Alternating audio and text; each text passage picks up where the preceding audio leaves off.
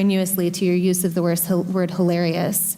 To me, this feels a lot like your reaction to being named in one of these manifestos. Now, you're of course not responsible for the words of somebody writing that document, but I do think that laughing at it is a real problem, because these are real families that are impacted by this violence. And I think our efforts towards talking about this have to start from a place of mutual respect, which is what I've heard from this side of the table. Now, the reason we don't have those numbers, I want those numbers as much as you do, but to say the numbers don't show something is simply not supported by the data. Okay, and I have 38 seconds left, Ms. Mulligan, if you want to respond within that time.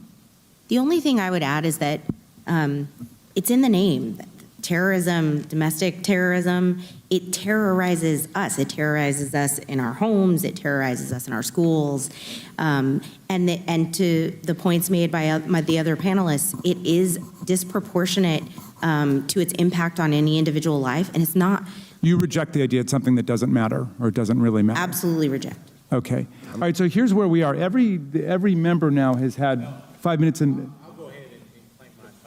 Okay, and Mr. Clay, so we have 2 members who have not. So I'm going to go to the 2 members who have not yet, and we'll give an opportunity for a closing thought to any member who wants before we go. Am I next to respond, or is Mr. Meadows? I thought Mr. Meadows was next. Mr. Meadows, okay. Mr. Meadows is next, then Mr. Clay, then to you, Mr. Jordan. Ms. Owens, obviously this is a gang up on you. You know, we're giving these witnesses the ability to do a rebuttal on you, and so you know, I find it unfair, Ms. Ballou. I mean, you know, candidly, for you to show mutual respect and then you to go after Ms. Owens, it's not appropriate. So, Ms. Owens, you can have 4 minutes and 34 seconds to respond. However, yield for a second. I'll yield to. Thank you. I believe, Ms. Owens, when you used the word hilarious, it was referencing the fact that no one had asked you a question. It wasn't to the subject matter of the hearing. Is that right?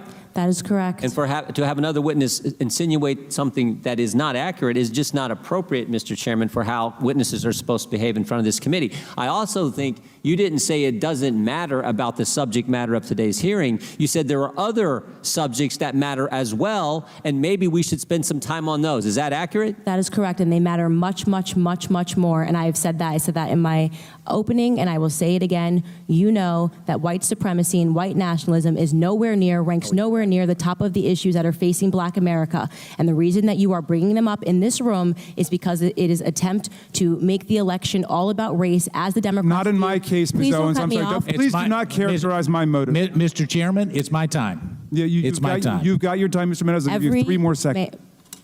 Every 4 years, you bring up race, and you knew exactly what I meant when I said hilarious, and you just tried to do live what the media does all the time to Republicans, to our president, and to conservatives, which is you tried to manipulate what I said to fit your narrative, okay? I was not referring to the subject matter that is hilarious. I said it's hilarious that we are sitting in this room today, and I've got 2 doctors and a missus, and nobody can give us real numbers that we can respond to so we can assess how big of a threat this is, because you know that it is not as big of a threat as you are trying to make it out to be, so that you can manipulate. And the audacity of you to bring up the Christchurch shooting manifesto and make it seem as if I laughed at people that were slaughtered by a homicidal maniac is, in my opinion, absolutely despicable. And I think that we should be above that.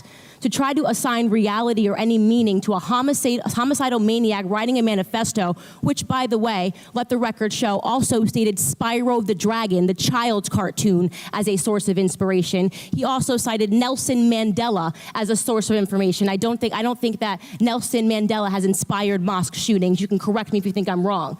You would rather assign meaning to a homicidal maniac than to actually address the things that I said today that are actually harming Black America. Number 1, father absence. Number 2, the education system and the illiteracy rate. Illegal immigration ranks high, abortion ranks high, white supremacy and white nationalism, if I had to make a list again of 100 things, would not be on it. This hearing, in my opinion, is a farce, and it is ironic that you're sitting here and you're having 3 Caucasian people testify and tell you what their expertise are. Do I know what my expertise are? Black in America. I've been Black in America my whole life, all 30 years, and I can tell you that you guys have done the exact same thing every 4 years ahead of an election cycle, and it needs to stop.